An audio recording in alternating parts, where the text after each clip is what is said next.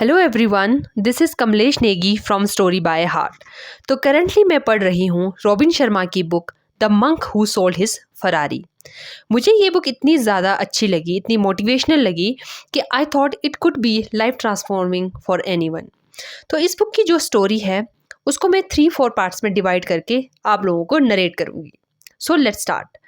इस बुक में एक कैरेक्टर है जूलियन मेंटल, जो एक सक्सेसफुल ट्रायल लॉयर है, और दूसरा कैरेक्टर है जॉन, जो हमें जूलियन मेंटल की स्टोरी सुना रहा है।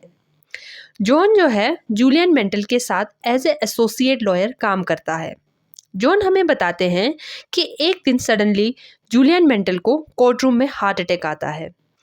उसे हार्ट अटैक क्यों आता है, इस बात को जस्टिफाई करते हुए जॉन कहते हैं कि जूलियन मेंटल बहुत ही हार्ड वर्किंग था। वो दिन में 18 घंटे काम करने वाला फर्म का यंग स्टार था। Julian Mantle highly respected background से आता था। उसके ग्रैंडफादर प्रोमिनेंट सीनेटर थे, फादर फेडरल कोर्ट के जज थे। तो ये ऑब्वियस था कि उससे भी काफ़ी ज़्यादा एक्सपेक्टेशन थी।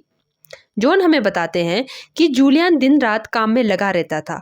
वो इतना ज़्यादा काम करता था कि वो हर बार प्लानिंग करके वेकेशन पर जाना कैंसिल करता था। जैसे जैसे टाइम बीतता गया, जूलियन की रेपुटेशन, ब्रिलियंस, हार्ड वर्कलोड बढ़ता गया।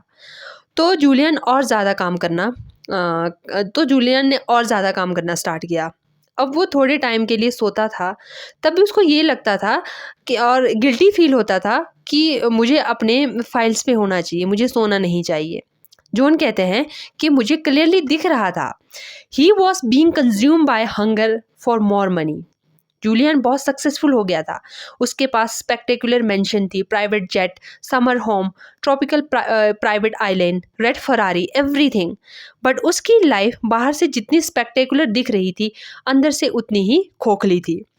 अपने काम के अलावा जो उसकी अनहेल्दी लाइफस्टाइल थी, जैसे late night dinner, drinking, smoking, properly नहीं सोना, वर्कलोड, ये सब इसे अपने डूम की तरफ ले जा रहा था।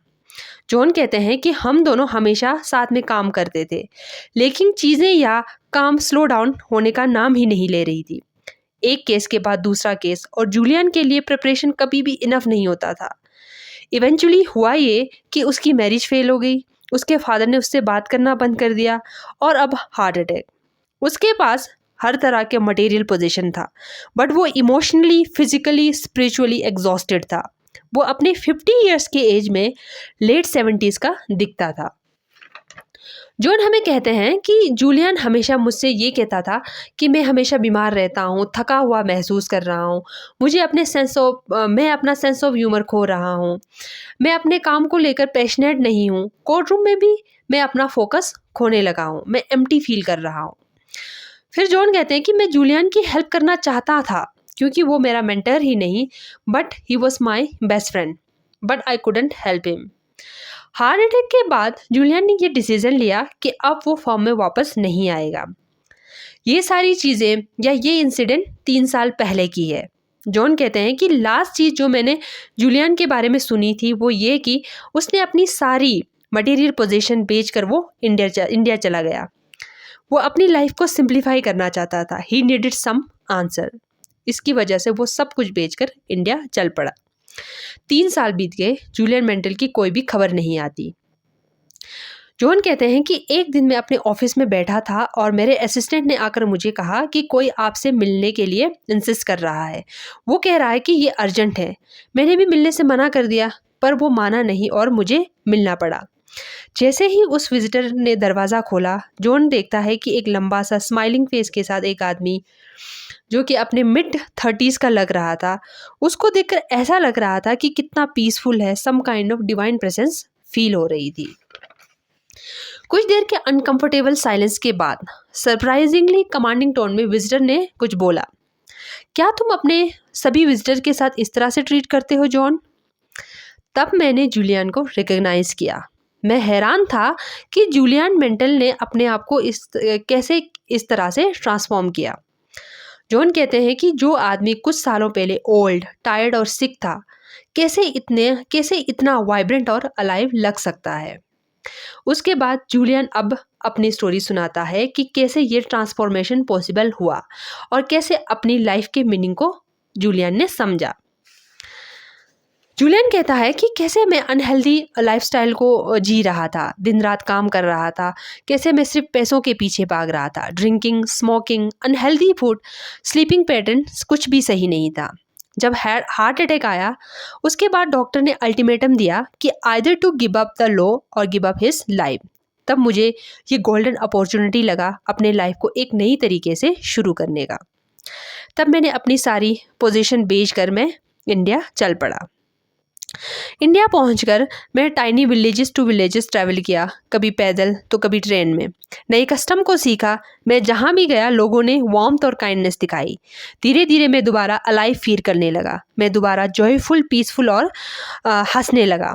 मैं डिटर्मिन था ये जानने के लिए कि who he really was and उसकी लाइफ का क्या पर्पस है, इससे पहले कि बहुत लेट हो जाए। एक तरह का इनर कमांड मिला। जितना मैं एक्सप्लोर कर रहा था उतना ही मुझे मंक्स के बारे में पता चला, जो 100 ईयर्स से अलाइव हैं, यूथफुल हैं और एनर्जेटिक हैं और अपनी ज़िंदगी जी रहे हैं। जितना वो ट्रैवल कर रहा था वो जान रहा था एजलेस योगीज़ के बारे में, who had mastered the art of mind control and spiritual awakening. उसके अर्लीस्ट स्टेज की जर्नी में वो वेल नोन और हाईली रिस्पेक्टेड टीचर से मिला, जिनसे उसे काफ़ी कुछ सीखने को मौका मिला। वो कहता है कि ये मेरे लिए मैजिकल टाइम था जब मैं डिफरेंट टीचर से मिला, डिफरेंट पर्सनैलिटी से मिला। जूलियन को इंडिया में 7 महीने हो चुके थे। इस बीच में वो कश्मीर में एक योगी कृष्णन से मिले, जो कि खुद पहले लॉयर थे। योगी कृष्णन ने भी अपना सब मटेरियल पोजीशन छोड़कर वो योगी बन गए थे। अब वो विलेज के एक टेम्पल में केयर टेकर हैं। वो कहते हैं कि he had come to know himself. Yogi Krishnan कहते हैं, जो भी इस मंदिर में प्रेयर के लिए आता है, मैं उसके साथ अपनी रियलाइजेशन को शेयर करता हूँ। मैं उनकी सेवा करता हूँ जिन्हें ज़रूरत है, बट मैं प्रीस्ट नहीं हूँ। जूलियन फिर अपनी स्टोरी योगी को सुनाते हैं। जूलियन को लगता है कि मुझे मेरा मेंटोर मिल गया है जिसकी मैं खोज कर रहा हूँ।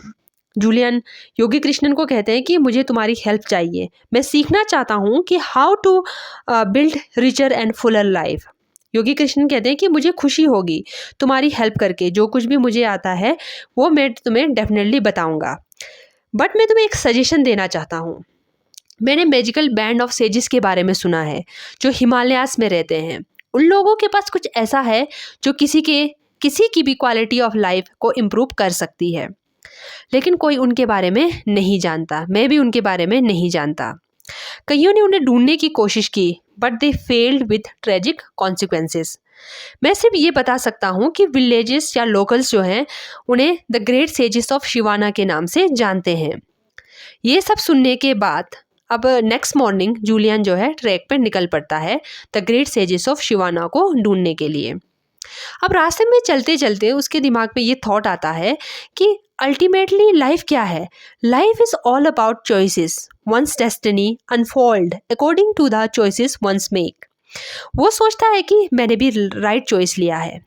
तब कुछ दिन और चलने के बाद 7वें दिन उसे दूर से कुछ फिगर दिखाई देता है। स्ट्रेंजली एक लंबी सी ड्रेस पहनी हुई है, रेड रॉब और ब्लू हुड पहनी हुई है।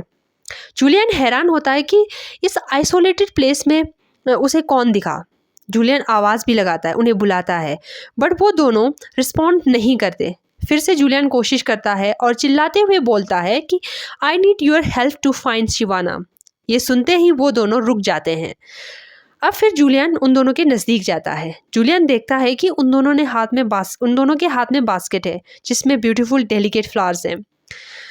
फिर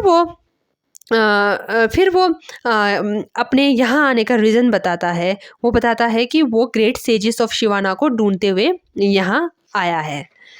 फिर वो अपने को इंट्रोड्यूस करता है, अपना नाम बताता है। फिर वो पूछता है उन दोनों से कि क्या तुम जानते हो कि ग्रेट सेजिस ऑफ शिवाना कहाँ रहते हैं। फिर वो स्ट्रेंजर्स पूछते हैं कि तुम्हें ग्रेट सेजिस ऑफ शिवाना को क्यों ढूंढना है। फिर जूलियन अपना ओडिसी सुनाता है, अपना स्टोरी सुनाता है, अपने फॉर्मल लाइफ के बारे में बात करता है और किस तरह से वो योगी कृष्णन से मिला और योगी कृष्णन ने ग्रेट सेजिस ऑफ शिवाना के बारे में बताया। तो आफ्टर फ्यू मिनट्स फिर वो जो स्ट्रेंजर्स थे जेंटली बोलने लगता है If you truly have a heartfelt desire to learn wisdom of a better way, then it is my duty to help you. At least वो दोनों मान जाते हैं जूलियन की बात को सुनकर उसकी हेल्प करने के लिए। और फिर वो बोलता है कि मैं भी उन सेजिस में से एक हूँ। वो दोनों बोलते हैं कि मैं भी उन सेजिस में से एक हूँ जिनकी तुम तलाश कर रहे हो। और बोलते हुए कि और वो दोनों ये भी बोलते हैं कि you are the first person जिन्होंने हमें ढूंढा है इतने सालों में। फिर वो सेजिस जूलियन मेंटल को बोलते हैं कि तुम्हें अपने प्राइवेट वर्ल्ड में ले जाने से पहले, अपना नॉलेज तुम्हारे साथ शेयर करने से पहले, मैं चाहता हूँ कि तुम मुझसे प्रॉमिस करो कि ये जो टाइमलेस ट्रूथ, विजडम, ये सब जानने के बाद तुम यहाँ से जाओगे, अपने होमलैंड जाओगे और इस विजडम को उन लोगों को सुनाओगे जिन्हें इसकी ज़रूरत है। तो जूलियन इस बात को एक्सेप्ट करता है और प्रॉमिस करता है कि मैं इस प्रीशियस मैसेजेस को मैं अपने साथ लेकर जाऊंगा। और फिर जूलियन टू सेजिस के साथ माउंटेन पास से होते हुए लॉस्ट विलेज ऑफ शिवाना की तरफ चल पड़ता है। फिर जूलियन जॉन को बताता है कि ये डेफिनेटली मेरी लाइफ का मोस्ट मेमोरेबल मोमेंट था। तो ये थी आज की story. Thank you for listening and don't forget to like, share and subscribe.